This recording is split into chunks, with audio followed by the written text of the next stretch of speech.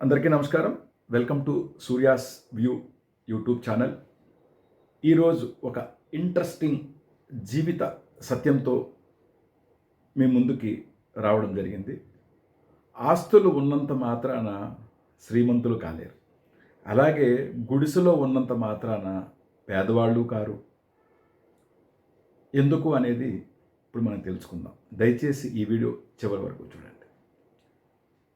మనం ఎటువంటి శుభకార్యాలను తీసుకున్నా సరే చాలా యాక్టివ్గా అందరం కలిసి ఆ శుభకార్యాలకు వెళ్ళడం జరుగుతుంది. అట్లాగే ఆ శుభకార్యాల్లో అశుభకార్యం అంటే ఒక పెళ్లి తీసుకోండి, లేకపోతే ఒక బర్త్డే తీసుకోండి, మనం ఏం చేస్తామంటే వాళ్ళకి తురుమో పణమో ఒక గిఫ్ట్ తీసుకుని ఆ గిఫ్ట్ వాళ్ళకి ఇచ్చి వాళ్ళకి మన బ్లెస్సింగ్స్ ఇచ్చి వస్తుంటాం.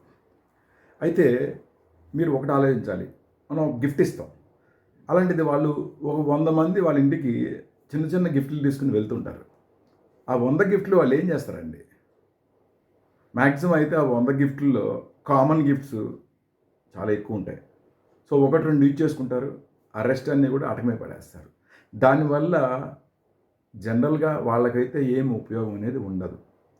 మనం సౌహృదయంతో వాళ్ళ ఇంటికి వెళ్ళి మంచి దీవెన చేసి వస్తే నాకు తెలిసి చాలు అనుకుంటున్నాను.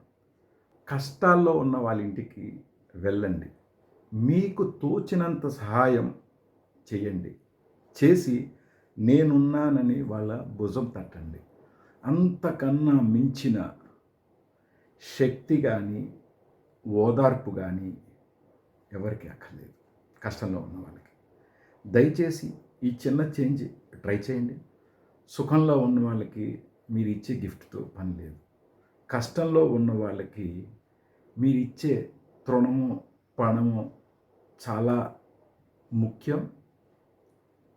వాళ్ళున్న కండిషన్లో మీరు ఇచ్చే ఓదార్పు అనేది వెల కట్టలేనిది. దయచేసి కష్టాల్లో ఉన్న వాళ్ళని ఆదుకోండి. ఎవరైతే కష్టాల్లో ఉన్న వాళ్ళని ఆదుకుంటారో వాళ్ళే నిజమైన శ్రీమంతులు. హోప్ నా మెసేజ్ మీకు నచ్చినట్టుగా భావిస్తాను.